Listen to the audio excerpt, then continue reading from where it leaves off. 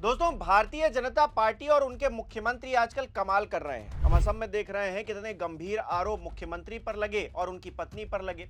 इसके बाद हम अरुणाचल प्रदेश में भी देख रहे हैं, जहां सुप्रीम कोर्ट ने ही कहा सीबीआई को कि भाई इनके भ्रष्टाचार की जांच करो जाकर। और उत्तर प्रदेश के अंदर क्या हाल है? उत्तर प्रदेश के अंदर तो चुनाव से पहले जिस तरह से शंकराचार्य ने योगी आदित्यनाथ और उनकी सरकार को श्राप दिया है, वो फलीभूत होता हुआ दिखाई दे रहा है, क्योंकि अब तो मोहन भागवत भी सीधे सीधे योगी आदित्यनाथ को टारगेट कर रहे हैं। क्या कह रहे हैं ये जानिए, और उसके पीछे का सार क्या है ये भी समझिए। देखिए खबर। वृंदावन में मोहन भागवत बोले, गौ सेवक बनाओ, गौ हत्या रुक जाएगी। संत मलूक दास के जयंती उत्सव में शामिल हुए, संतों के पैर छुए।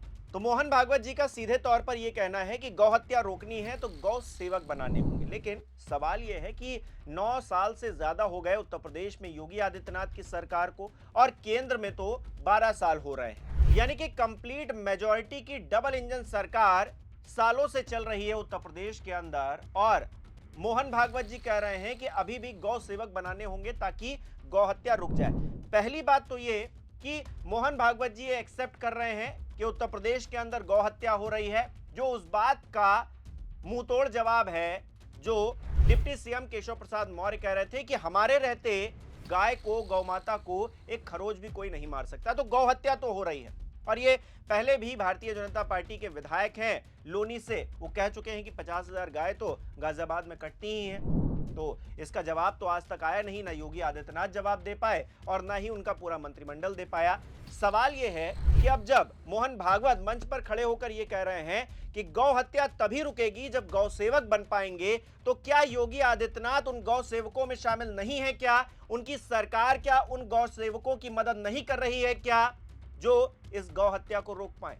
या फिर खेल कुछ और चल रहा है? सामने से गौ हत्या रोको, गाय को हम बड़ा प्यार करते हैं, गौ तो हमारी माता है, और दूसरी तरफ क्या, पैसे बटोरो। क्योंकि कुछ दिन पहले खबर आई थी ना दोस्तों कि ये जो बीफ एक्सपोर्टर कंपनीज हैं, ये भारतीय जनता पार्टी को भर भर के, जी हां, भर भर के पैसा दे रही हैं। पिछली बार जितना दिया था उससे कई गुना ज्यादा पैसे दे रही हैं।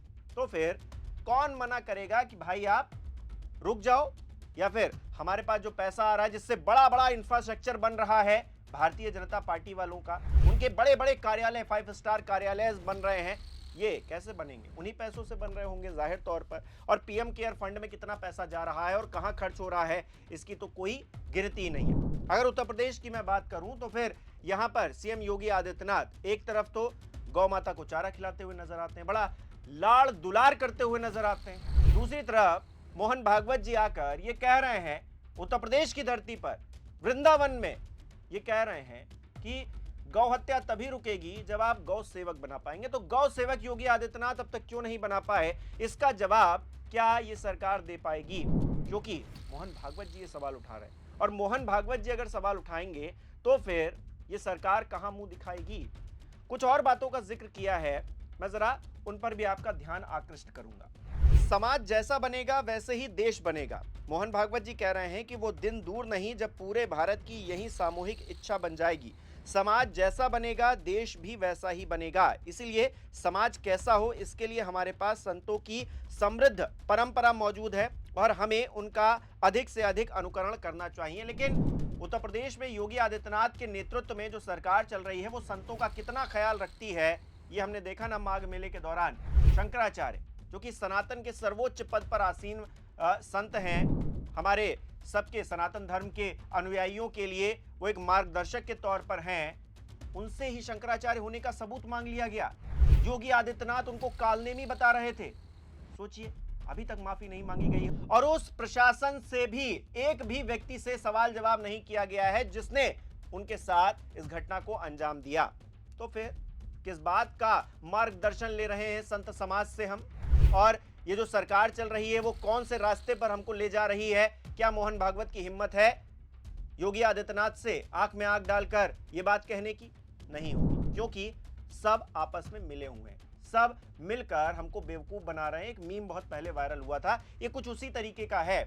उन दादी को इमेजिन कर लीजिए, ये सब मिलकर हमको बना रहे हैं। इसके अलावा देखिए मोहन भागवत कह रहे हैं संत और संघ मिलकर काम करेंगे, संत अपना कार्य करेंगे और हम डंडा लेकर दरवाजे पर खड़े रहेंगे और यही हमारी ड्यूटी है।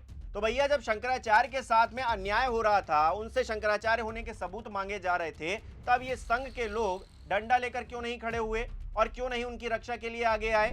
यहां तक कि वो गौ हत्या रोकने की ही तो बात कर रहे थे, तब भी आरएसएस का कोई भी व्यक्ति उनके साथ खड़ा नहीं हुआ। मोहन भागवत जी, आप भी नहीं खड़े हुए शंकराचार्य के साथ में।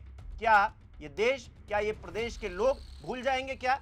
आप आए और आपने अपने मन की बात कह दी और आप चले गए और बस इसी में आप हो गए हिंदू हृदय सम्राट। वो एक यूट्यूबर है ना, पत्रकार खुद को बताते हैं, वो तो कह रहे थे आपकी पोल पट्टी खोल रहे थे। आपने तो कहा कि हमने क्या हिंदुओं का ठेका ले रखा है, जो मर गए तो हम क्या करें? दोस्तों, आज सत्ता की आंखों में आंखें डालकर पत्रकारिता करना मुश्किल हो गया है। हमारे 4 PM नेशनल यूट्यूब और फेसबुक चैनल को, जिसे आपका प्यार और विश्वास हमेशा से मिलता रहा है, उसे बंद करके सरकार ने यह साबित कर दिया है कि वो आपके सवालों से कितना डरती है। मुश्किल दौर है, लेकिन हम न रुके थे और न ही रुकेंगे। हम सच के लिए हमेशा लड़ते रहेंगे। ऐसे में 4 PM यूपी को ज्यादा से ज्यादा ज्वाइन करें और स्वतंत्र पत्रकारिता को जिंदा रखने के लिए जितना हो सके उतना हमारा आर्थिक सहयोग करें। आपके सहयोग से ये जंग हम जीत कर रहेंगे। तो भैया, आपने गाय का भी ठेका नहीं ले रखा है और जो गौ हत्याएं हो रही हैं उस पर जो आप ज्ञान बांट रहे हैं, अपनी सरकार को या फिर अपने संगठन के लोगों को ये कहिए कि आंदोलन करें इसके खिलाफ, सरकार के खिलाफ, लेकिन आप वो भी नहीं करेंगे। लेकिन आप क्या करें? संघ और संत मिलकर काम करेंगे। कैसे करेंगे? संत समाज के किसी व्यक्ति को, सनातन के सर्वोच्च पद पर बैठे व्यक्ति को अपमानित किया गया, वो लखनऊ तक आ गए, आंदोलन किया, आपने कोई भी सहयोग नहीं किया, आपने 2 शब्द भी नहीं बोले और आप कह रहे हैं संत और संघ मिलकर काम करेंगे। इसके अलावा भारत को विश्वगुरु बनाने का वो जो जुमला है वो तो फेंकते ही रहते हैं। फिर से कह रहे हैं हमारे यहाँ व्यक्ति और समाज में ऐसा परिवर्तन आना चाहिए जिसके लिए जरूरी उदाहरण संतों की मंडली हमारे पास मौजूद है। अब समय आ गया है जब भारत विश्व गुरु बनकर दुनिया को एक सुंदर अनुभव करवाएगा। अरे भाई, कितना फेंकेंगे आप लोग? शर्म नहीं आती है आप लोगों को? विश्व गुरु बनाएंगे, यहाँ सिलेंडर के लिए लाइनें लगी हुई हैं, लोग परेशान हो रहे हैं। हम खाना खाने जाते हैं बाहर तो वहां पर महंगा खाना मिल रहा है। क्यों? क्योंकि लोगों के पास सिलेंडर नहीं है। जिनके पास है, जो लोग होटल खोल के बैठे हैं, वो महंगा सिलेंडर खरीद रहे हैं तो हमको महंगा खाना बेच रहे हैं और आप कह रहे हैं हम विश्वगुरु बनाएंगे। किसको विश्वगुरु बना रहे हैं भाई? आप किसको बनाने की कोशिश कर रहे हैं? आप विश्वगुरु आप सिर्फ बना रहे हैं। जैसा कि आपने कहा ना कि गौ हत्या रोकनी है तो गौ सेवक खड़े करने होंगे, तो ऐसे ही ऐसे जुमलेबाजों को आपने खड़ा कर लिया है। उन्हीं जुमलेबाजों के सहारे ही और उन्हीं जुमलों के सहारे ही आप विश्वगुरु भी बन जाएंगे। इसके अलावा देखिए मोहन भागवत एक बात और कह रहे हैं। वो कह रहे हैं कि यहाँ का माहौल देखकर उनकी बोलने की इच्छा कम हो रही है। जिस वातावरण का उन्होंने ये अनुभव किया उसमें मौन रहना ही बेहतर लगता है। अब बताइए, मौन रहना उनको बेहतर लग रहा है? मोदी जी को भी मौन रहना बेहतर लग रहा है। वो ना अपने मुख्यमंत्रियों को लेकर कुछ बोल पा रहे हैं, ना ट्रंप कुछ बोलते हैं उस पर बोल पा रहे हैं। अब तो पाकिस्तान जैसा, आप समझ रहे हैं ना, पाकिस्तान जैसा देश कह रहा है हम कोलकाता पे अभी हमला कर देंगे, उस पर भी नहीं बोल पा रहे हैं। ये विश्वगुरु बनने चले हैं, ये विश्वगुरु बना रहे हैं हमको। भाई, कहां पर विश्वगुरु बन रहे हैं? कौन सी जगह पर बन रहे हैं? ये भी तो बताइए। हम विश्वगुरु बन जाएंगे, हम गौ हत्या रोक देंगे, कुछ भी नहीं कर पा रहे हैं आप 100 स्मार्ट सिटीज नहीं दे पाए, आप 2022 तक किसानों की आय दोगुनी करने का वादा पूरा नहीं कर पाए और ऐसे तमाम वादे जो आपने किए आप नहीं कर पाए, आपकी सरकार नहीं कर पाई। आप उस पर सवाल नहीं पूछ पाएंगे और आप सिर्फ जो है टहलाते रहेंगे कि गौ हत्या अगर रोकनी है तो गौ सेवकों को खड़ा करना है। आप गौ सेवक खड़े कीजिए और भागवत जी आपको मुबारक हो, गौ हत्या रोक लीजिएगा जिस दिन, उस दिन जो है बात करेंगे। आपको क्या लग रहा है दोस्तों? कमेंट करके जरूर बताइएगा। इस वीडियो को लाइक करना, शेयर करना मत भूलिएगा। हमारे चैनल को सब्सक्राइब नहीं किया तो वो भी जरूर कीजिएगा। आप हमें सहयोग भी कर सकते हैं, ज्वाइन बटन पर क्लिक करके। बहुत बहुत धन्यवाद।